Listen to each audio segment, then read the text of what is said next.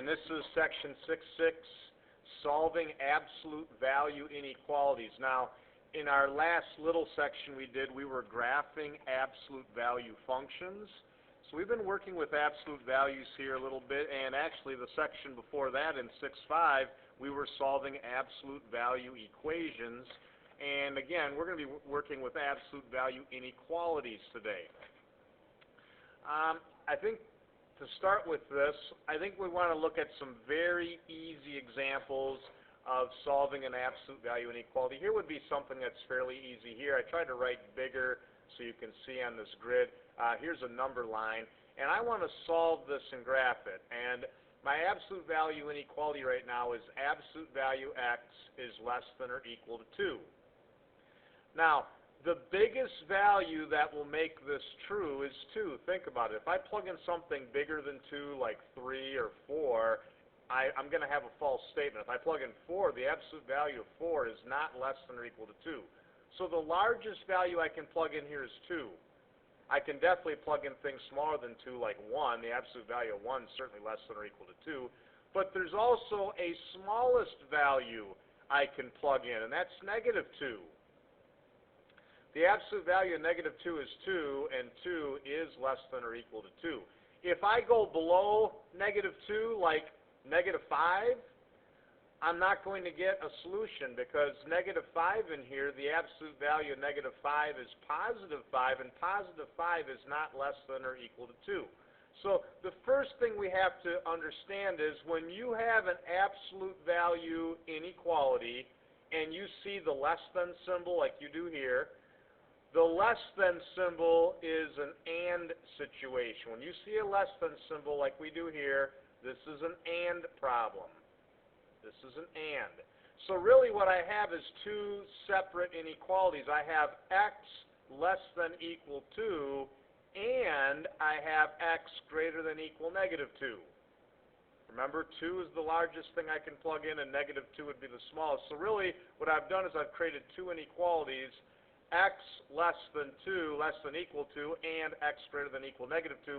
All I have to do is graph this now. So I want to graph any values that are less than 2 but greater than negative 2. And you can see I put closed circle at 2 and negative 2, and I'm going to just shade in between. This is an and situation. Whenever you have an absolute value with a less than, absolute value of something less than a number, that is an and problem. Okay, so that's probably one of the big things I wanted you to get out of this first slide. Absolute values with less than symbols are and situations. All right, let's go to another. Let's look at this now. We have the exact same problem with one little minor difference. Instead of a less than symbol, this is a greater than symbol. Now you might have already figured out this is an or situation. This is an or problem. Okay, now let's think about that. Let's think about it. X has to be greater than equal to, or x has to be less than or equal to negative 2. Let's make sure we understand why that's the case. I can definitely plug in any number bigger than 2 and make this true, like 3, 4, 5, 6. Any of those are going to be greater than equal to. But what about negative numbers? If I plug in negative 3, that's going to work also because the absolute value of negative 3 is positive 3, and positive 3 is greater than negative 2. If I plug in negative 4, the absolute value of negative 4 is 4, and that's also greater than 2. So this is where the or comes in. If I pick any value for x equal to or greater than 2, I'm going to get a true statement. Or if I pick any value that's less than or equal to negative 2, I'll get a true statement also. All I have to do is graph that. So I'll put a closed circle at negative 2 and shade left for this inequality here. And for this inequality here, I'll put a closed circle at 2 and shade right. There is the solution set for this inequality. If I plug in any value that's part of this solution set, it's going to make it a true statement, like I'll try here. Well, negative 11, absolute value of negative 11 is 11. That is greater than or equal to 2, of course. Okay, so I guess these first two slides, the big deal would be if you have an absolute value statement with a less than, that's an and situation. That's an and situation, A and D, and if we have a greater than situation, that's an OR. Okay, let's do a couple simple ones first. Let's go to problem 6 in the book on page 401. And problem 6 says solve the inequality, graph your solution. So I have absolute value P less than 1.3. So the first thing that should pop up in my mind is that this is absolutely an AND situation. So if it's an AND situation, that means that, let's think, my biggest value I can plug in is 1.3, but my smallest would be negative 1.3. In other words, P needs to be less than 1.3, and P has to be greater than negative 1.3. If I plug in something smaller than negative 1.3, like negative 2, think about it. Absolute value of negative 2 is positive 2, and positive 2 is not less than 1.3. So this is an AND problem. All I have to do is graph each of these, and remember, AND means I'm only graphing what they have in common. So I'm going to put a open circle at 1.3. I'll put an open circle at negative 1.3, and I will shade in between. I will shade what's in common. Okay? I'll shade what's in common there. This is an AND situation. Let's go to number 10. Now in number 10, this is the first time in any of my slides so far that we have an absolute value with a more than one term expression into it. In my previous slides, you notice I always had just one term, a variable. I had a variable. I had a variable. Okay, now if you have more than just a variable, like here I have b minus 5, the first thing we have to do is we have to make sure that the absolute value is by itself before we do anything. Okay, in this problem, the absolute value is by itself. I have the absolute value of b minus 5. There's nothing being added or subtracted or multiplied or divided outside the absolute value. The absolute value is by itself on the left, and I have less than, then I have 10 on the right, okay? I want to get the absolute value by itself before I do anything. Now, when I look at this, this is an AND situation. I need b minus 5 to be less than 10, but remember, pretend that this worked out to negative 10. Any values greater than negative 10 would work. Like, what if this worked out to negative 9? Isn't the absolute value of negative 9 positive 9? And isn't 9 less than 10? This is an AND problem. So I need b minus 5 to be less than 10, and I need b minus 5 to be greater than negative 10. Okay? This was an AND situation. The absolute value less than, and less than is always AND. All I have to do is solve each of these real quick. So to solve this over here, I'll add 5 to each side. To solve this one over here, I'll add 5 to each side. I want to solve for b as my next step.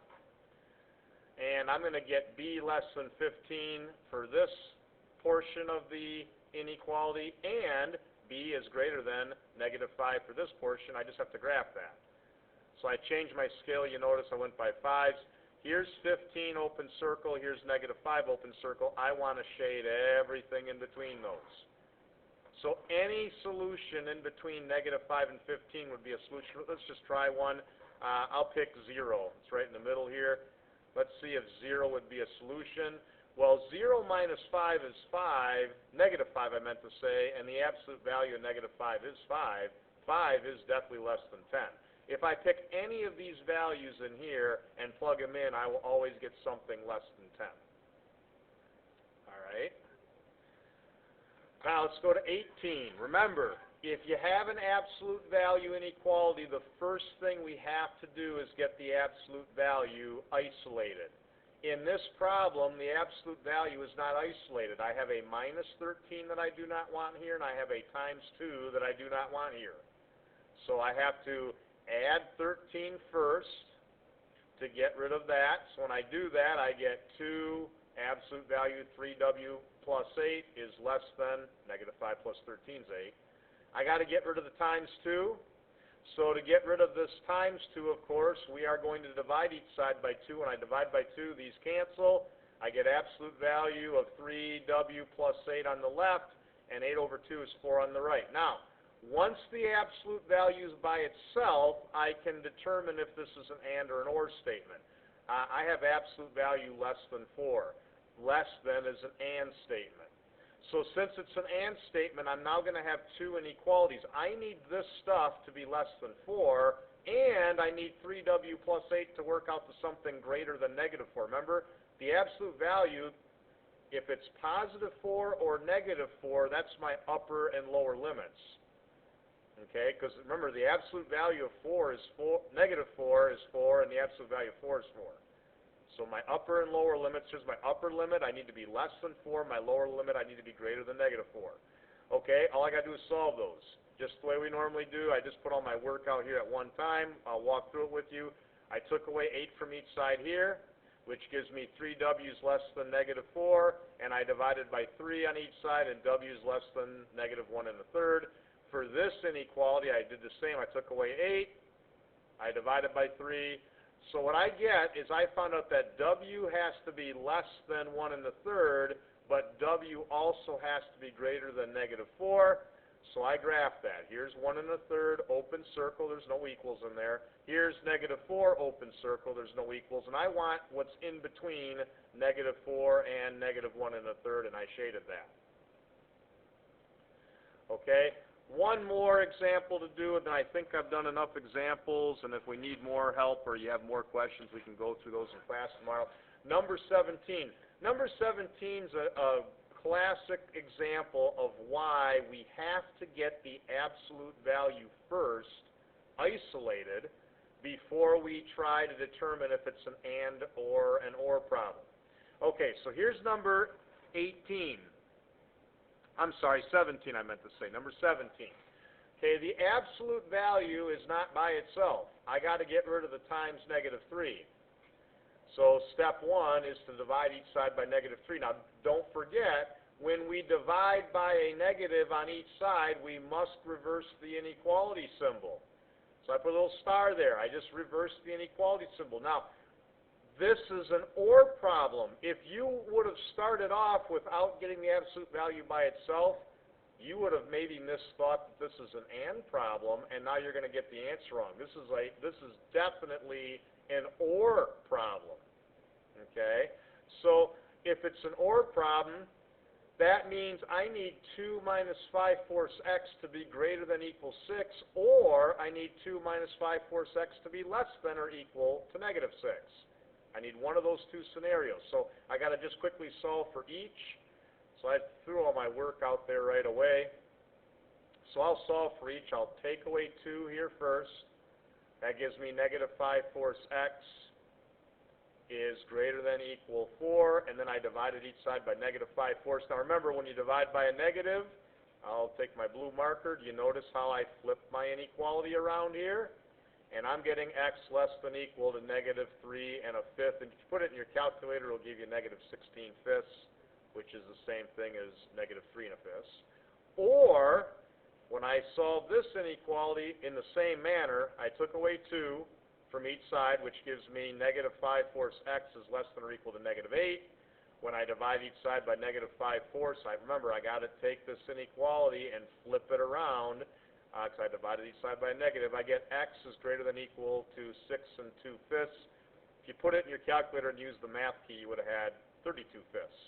Okay? All I got to do is graph this now. So I'm going to start at negative 3 1/5, put a closed circle. I have a closed circle at 6 2/5, and I'm shading over here to the left, because I want the values less than negative 3 1/5. And for this inequality, I'm shading right. Remember, this is an or situation. If either of these are true, it will satisfy this inequality. Okay? I think I will stop my video there. If we have questions, we can go over more tomorrow.